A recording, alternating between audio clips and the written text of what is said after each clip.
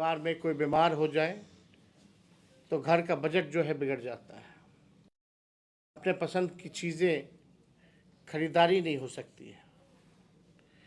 इसलिए हम लोगों ने तय किया कि माई बहन मान योजना के तहत अगर हमारी सरकार बनेगी तो हम ये योजना लाएंगे, माई बहन मान योजना, और 1 महीने के भीतर इस योजना की शुरुआत की जाएगी और सीधे माताएं बहनों के खाते में 2500 रुपये प्रति माह हम लोग देने का काम करेंगे। इसी फीडबैक के अनुसार हम लोगों ने तय किया कि 200 यूनिट में बिजली बिहार को लोगों को हम लोग देंगे।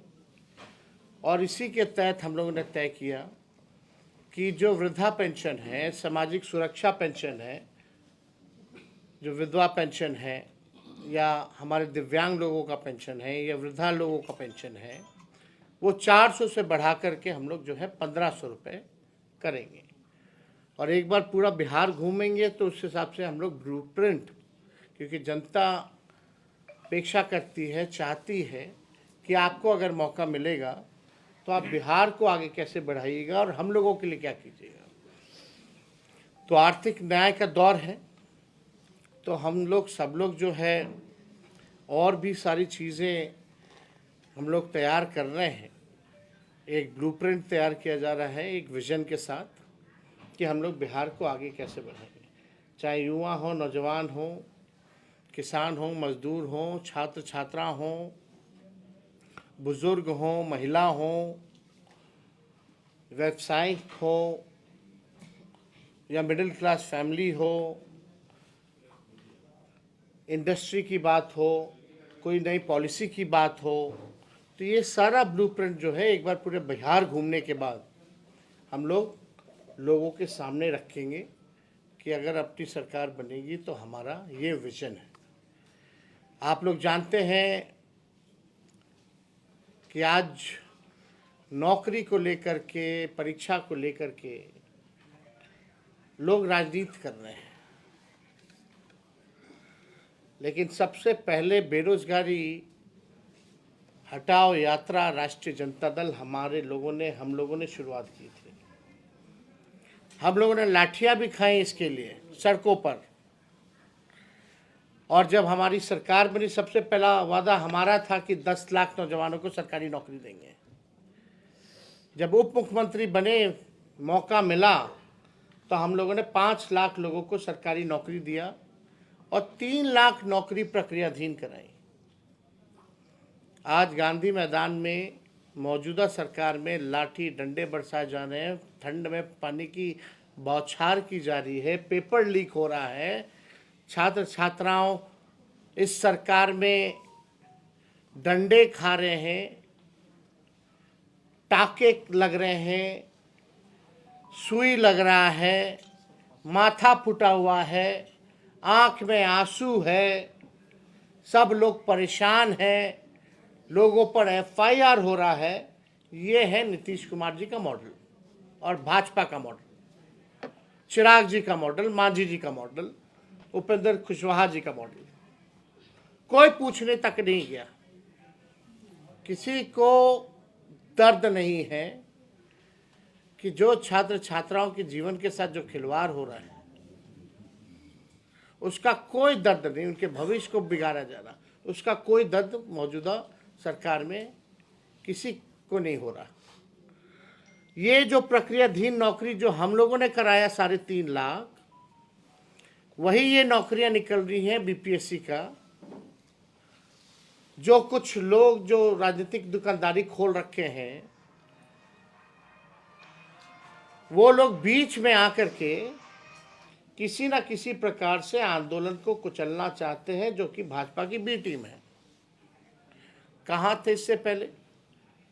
जब नॉर्मलाइजेशन की बात आई, हम लोगों ने तो शुरू में 28 नवंबर को ही विधानसभा में नॉर्मलाइजेशन को लेकर के हम लोगों ने बात को जो उठाया, चाहे विधान परिषद हो या विधानसभा हो। पूर्वे जी हैं यहाँ, सारे विधायक हमारे तख्ती लेकर के जो खड़े रहे। पूर्व मुख्यमंत्री राबड़ी देवी भी तख्ती लेकर के खड़ी रही कि भाई नॉर्मलाइजेशन के खिलाफ, लेकिन शांतिपूर्ण ढंग से जो आंदोलन चल रहा था, कुछ लोग बहका करके, बीजेपी के बी टीम वाले लोग इस आंदोलन को खत्म करना चाहते हैं, हाईजैक करना चाहते हैं। हमने कहा ये छात्रों का आंदोलन है, अभ्यर्थियों का आंदोलन है, उन्हीं का रहे। और जो भूख हड़ताल दो चीज़ों को लेकर के हुई आंदोलन, पहला नॉर्मलाइजेशन, डीएम ने थप्पड़ मारा, लाठीचार्ज हुआ, 15 दिन से लोग आंदोलन कर रहे थे, विधानसभा में बात उठा, मैंने मुख्यमंत्री को चिट्ठी लिखा, तब जाकर के बीपीएससी जो है कहती है कि नहीं नॉर्मलाइजेशन तो अफवाह था, पहले क्यों नहीं क्लैरिफाई किया। और जब 13 तारीख को जब परीक्षा होती है, इसमें पेपर लीक का मामला आया, तो एक सेंटर का जो है रद्द किया गया, तो एक तरह से फिर से नॉर्मलाइजेशन ही हो गया। अगर पेपर लीक हुआ तो सारे सेंटरों का रद्द होना चाहिए। ये एक छोटी सी मांग है अभ्यर्थियों की। कहाँ है मुख्यमंत्री? गायब। बीपीएससी क्या होता है?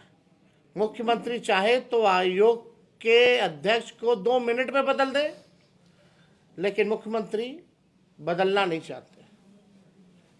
वो है कहाँ? लग ही नहीं रहा कि कोई सरकार चल भी रही है। ये डबल इंजन की सरकार।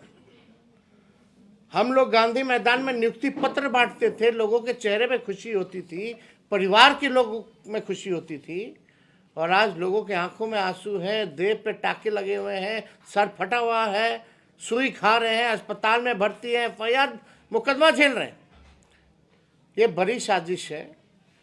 कल कई लोगों पर जो है एफआईआर हुआ। गांधी मैदान प्रतिबंधित इलाका है, धरना का स्थल जो है गर्दनी बाग है, और वहां आंदोलन चल रहा था लगातार कई दिनों से, लेकिन कुछ लोग राजनीतिक दुकानदारी करने आ गए। गांधी मैदान ले जाया गया, फायदा किसको हुआ?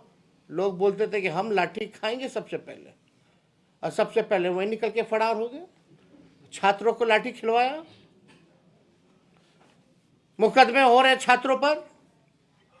अब छात्र लाठी भी खाएगा, पढ़ाई भी करेगा, संघर्ष भी करेगा, सुई भी खाएगा, एफआईआर भी होगा, जेल भी होगा, और नौकरी भी नहीं मिलेगा।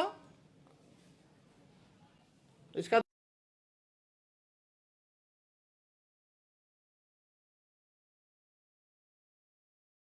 तो आंदोलन पहले से गर्दनी बाग में चल रहा था।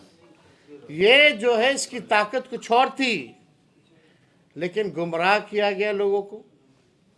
हम आज भी आप लोगों के माध्यम से सभी अभ्यर्थियों को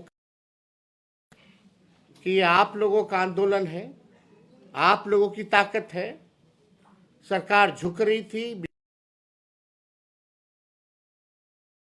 किसी के कहने पे, चाहे हम हो या कोई और हो, किसी के झांसे में आप लोग ना आए। मजबूती के साथ आप लोग जो है अपनी बात को रखे, शांतिपूर्ण ढंग से रखे। इसमें तेजस्वी व्यक्तिगत तौर पे हमारा नैतिक समर्थन रहेगा, और जब भी ज़रूरत होगी, जब भी बुलाया जाएगा तो हम आएंगे। हम पहले भी छात्रों से मिलके आए, जब बुलाया गया हमने नैतिक समर्थन दिया। मुख्यमंत्री को एक बार नहीं, 2 बार हमने चिट्ठी लिखी। एक संवैधानिक ढांचे में हम सब लोगों का कर्तव्य बनता है कि विपक्ष के नाते खास तौर पे कि लोगों की आवाज़ को हम लोग बुलंद करें।